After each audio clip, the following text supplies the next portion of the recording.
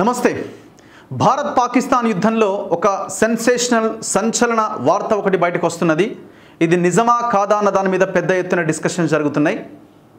భారతదేశం పాకిస్తాన్ మీద జరిపిన దాడిలో పాక్ రెచ్చగొట్టడంతో, పహల్గామ్ దాడి చేయడంతో, ఆ తర్వాత భారత్ పాక్ మధ్య జరిగిన యుద్ధం, పాకిస్తాన్ కాల్పులు జరపడం, భారత్ చాలా పగడ్బందీగా ప్రణాళికాబద్ధంగా పాకిస్తాన్ పైన విరుచుకుపడడం, ఇందులో భాగంగా మొదటి రోజు 9 ఉగ్రవాద స్థావరాల మీద అటాక్ చేయడం, దాదాపు వందలాది మంది ఉగ్రవాదులను హతమార్చడం, ఆ తర్వాత పాకిస్తాన్ ఎయిర్ బేస్ల మీద దాడి చేయడంతో ఒక్కసారిగా పరిస్థితి ఉద్రిక్తంగా మారింది.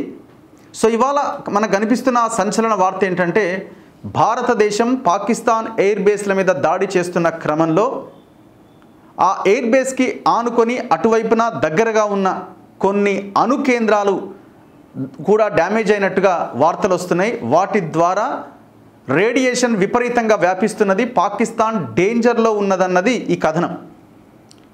అయితే దీన్ని ఎట్లా ధృవీకరిస్తున్నారు అని అంటే, ఈజిప్ట్ నుంచి అమెరికా, దీని మేరకు అమెరికా చెప్పిన దాని ప్రకారం ఈజిప్ట్ నుంచి ఒక ఫ్లైట్ బోరాన్ అనే ఆ కెమికల్ నింపుకొని, బోరాన్ 10 అనే దీన్ని నింపుకొని పాకిస్తాన్లో అడుగుపెట్టిందట. ఈ బోరాన్ అనేది న్యూక్లియర్ రియాక్టర్స్లో ఎమర్జెన్సీ సమయంలో అత్యంత కీలకంగా పనిచేస్తుంది. ఉక్రెయిన్ చెర్నోబిల్ 1986లో ప్రమాదం జరిగినప్పుడు కూడా ఇదే బోరాన్ సీసం కలిపిన దాన్ని ఆ ప్రాంతం మీద చల్లినప్పుడు కొంత ప్రమాద తీవ్రతని తగ్గించారనమాట. సో ఆ బోరాన్, ఆ రేడియేషన్ ఇంకా వ్యాప్తి చెందకుండా కీలకంగా పనిచేస్తుంది ఈ న్యూక్లియర్ ఎమర్జెన్సీ టైంలో. సో అయితే ఈ ఎయిర్ ఫ్లైట్ అన్నది ఈజిప్ట్ నుంచి పాకిస్తాన్కి వచ్చి ఆగిందట. అది కూడా ఆ ఫ్లైట్లో పూర్తిగా బోరాన్ మిశ్రమంతో, అంటే బోరాన్ దాంతో కూడిన విమానం ఒకటి వచ్చి పాకిస్తాన్లో ఆగింది అన్న దాని మీద పెద్ద ఎత్తున చర్చ నడుస్తున్నది. సో ఆ పాకిస్తాన్లో ఉన్న ఆ అణు రియాక్టర్కి డ్యామేజ్ జరిగింది, అక్కడ రేడియేషన్ విపరీతంగా వ్యాపిస్తున్నది అన్నది కథనాలు వస్తున్నాయి. దీన్ని ఎవరు కూడా ధృవీకరించట్లేదు. అంటే వార్తలైతే వస్తున్నాయి.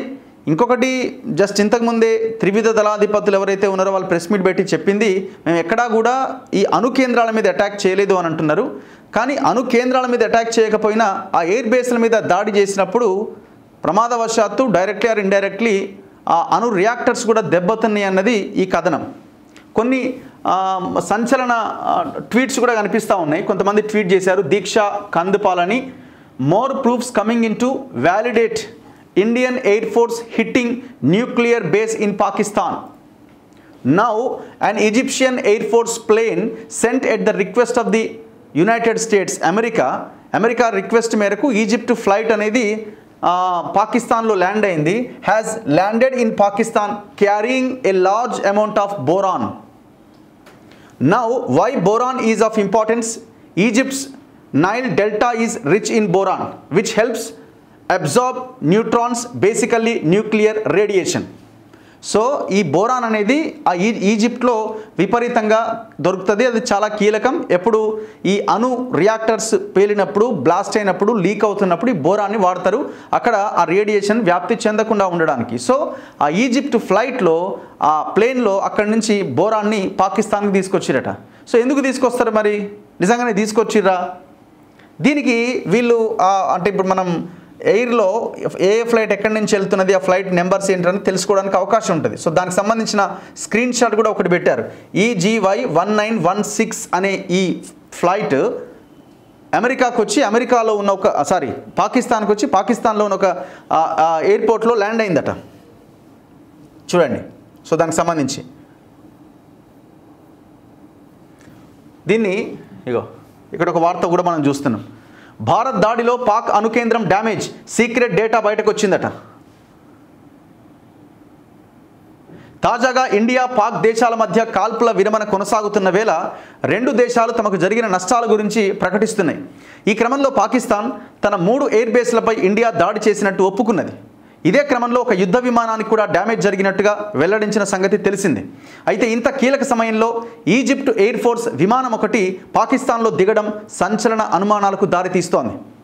వాస్తవానికి ఈజిప్టుకు చెందిన విమానం పాకిస్తాన్లో దిగినట్లుగా ఫ్లైట్ రాడార్ సమాచారం ప్రకారం వెల్లడైంది. నేను ఇంతకుముందు చూపించిన స్క్రీన్ షాట్ అదే. అయితే పాకిస్తాన్లోని కీలక ఎయిర్ బేస్ సమీపంలోని అణుస్థావరాలకు డ్యామేజీ జరగడం వల్లనే ఈ ఫ్లైట్ వచ్చినట్లు పెద్ద చర్చ కొనసాగుతోంది. వాస్తవానికి 1986లో ఉక్రెయిన్లో జరిగిన చెర్నోబిల్ ప్రమాద సమయంలో రేడియేషన్ తీవ్రతను తగ్గించేందుకు ఇసుక, బోరాన్, సీసం కలిపి ఆ ప్రభావిత ప్రాంతంలో చల్లడం జరిగింది. వాస్తవానికి న్యూక్లియర్ పవర్ ప్లాంట్ల భద్రతకు బోరాన్ 10 అనేది చాలా కీలకమైంది. ఇది రియాక్టర్లను నిర్వహించడంలో కీలకంగా వినియోగిస్తారు. అలాగే ఎమర్జెన్సీ న్యూక్లియర్ రెస్పాన్స్ సమయాల్లో ఈ బోరాన్ చాలా కీలకమైంది. ప్రస్తుతం పాకిస్తాన్లోని నూర్ఖాన్ ఎయిర్ బేస్ పైన భారత్ దాడి చేసిన వేళ దానికి సమీపంలోనే ఉన్న అణు కేంద్రాలు ప్రభావితమై ఉంటాయని తెలుస్తోంది. వాస్తవానికి ఈ ఎయిర్ బేస్ పాకిస్తాన్ అణ్వాయుధాలను నిల్వ చేసే సదుపాయాలకు ఇది చాలా ముఖ్యమైనదిగా తెలుస్తోంది. మరి ఇది కావాలని హిట్ చేశారా, లేకపోతే పొరపాటున కొడుతున్న క్రమంలో అక్కడ డ్యామేజ్ జరిగిందా అన్నది తెలియాలి. ఇంకా దీనికి క్లారిటీ లేదు. ఈ రెండు దేశాల మధ్య పరిస్థితులు అణుదాడుల దిశగా మారుతున్నాయని అమెరికా నిఘా వర్గాలకు వచ్చిన సమాచారం వల్లనే ట్రంప్ రెండు దేశాలను కాల్పుల విరమణకు ఒప్పించి ఉంటారనే చర్చ కూడా మరోపక్క కొనసాగుతోంది. ఈ క్రమంలో అణుబాంబులను ఎప్పుడు వినియోగించాలని నిర్ణయించే చిన్న బృందంతో నేషనల్ కమాండ్ అథారిటీ సమావేశాన్ని ప్రధానమంత్రి షహబాజ్ షరీఫ్ ఏర్పాటు చేశారని పాక్ మీడియా పేర్కొన్నది. అయితే అక్కడి రక్షణ మంత్రి మాత్రం అలాంటిదేమీ లేదంటూ పేర్కొన్నారట. ఈ క్రమంలో ఈజిప్టులోని నైలు డెల్టాలో బోరాన్ పుష్కలంగా ఉన్నది. అసలు పాకిస్తాన్కి అత్యవసరంగా ఈజిప్టు నుంచి ప్రత్యేక విమానం రావడంపై చాలామంది ఈ బోరాన్ సరఫరా జరిగిందనే అనుమానాలు వ్యక్తం చేస్తున్నారు.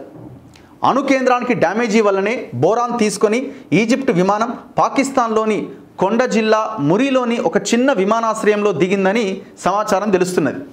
అయితే దీని మీద జస్ట్ మనం కొన్ని వెబ్సైట్స్ టచ్ చేస్తూ ఉంటే ఇగో ఎవరు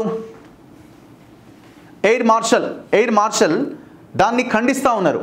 అంటే ఖండించడం మీన్స్ ఆ ఫ్లైట్ రాలేదని ఇంకోటని కాదు, మేము ఎక్కడా కూడా ప్రత్యక్షంగా ఆ అణు విద్యుత్ కేంద్రాలను టార్గెట్ చేయలేదు అని చెప్తున్నారు.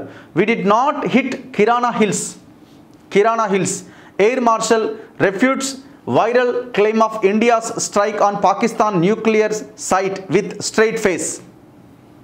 ఇగో denying theories of India hitting Pakistan's nuclear storage facility situated in Kirana Hills going on social media. Air Marshal AK Bharti on Monday said that India did not hit Kirana Hills with a straight face. So మేము దాన్ని touch చేయలేదని చెప్తున్నారు. During a press briefing, Air Marshal Bharti responded to the query by saying, "Thank you for telling us that Kirana Hills houses some nuclear installation. We did not know about it. మాకు దాని గురించి తెలియదు. We have not hit Kirana Hills, whatever is there. However, the theory prevalent on social media suggests that India intentionally or unintentionally hit a target in the Kirana Hills which hit the nuclear material stored there, leading to the leak of some radioactive material. Some claims also suggest that the United States sent a plane to Pakistan to detect this radioactive leak, while Egypt sent a cargo plane carrying boron, which is used to dampen radioactive materials to reduce their effect." So social మీడియాలో ఈ ప్రచారం జరుగుతున్నది.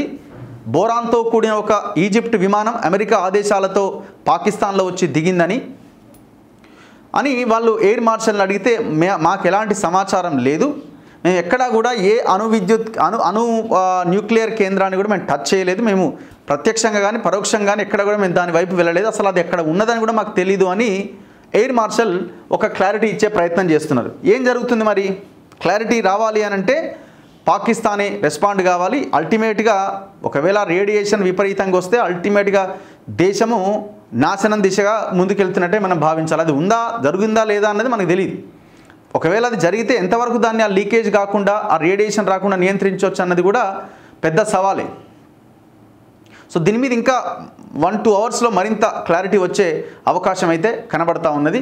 ఇప్పటికైతే ఈ సమాచారం పెద్ద ఎత్తున మీడియాలో కూడా వార్తలు వస్తూ ఉన్నాయి. మెయిన్ శాటిలైట్ మీడియాలో కూడా పెద్ద ఎత్తున, నేషనల్ మీడియాలో కూడా, ఇంటర్నేషనల్ మీడియాలో కూడా పెద్ద ఎత్తున వార్తలు వస్తూ ఉన్నాయి. ఇది నిజమా కాదా అన్నది అక్కడ ఉన్న అధికారులు కానీ ఇక్కడ ఉన్న అధికారులు కానీ ధృవీకరించాల్సి ఉంటుంది. చూస్తూనే ఉండండి మన తొలి వెలుగు.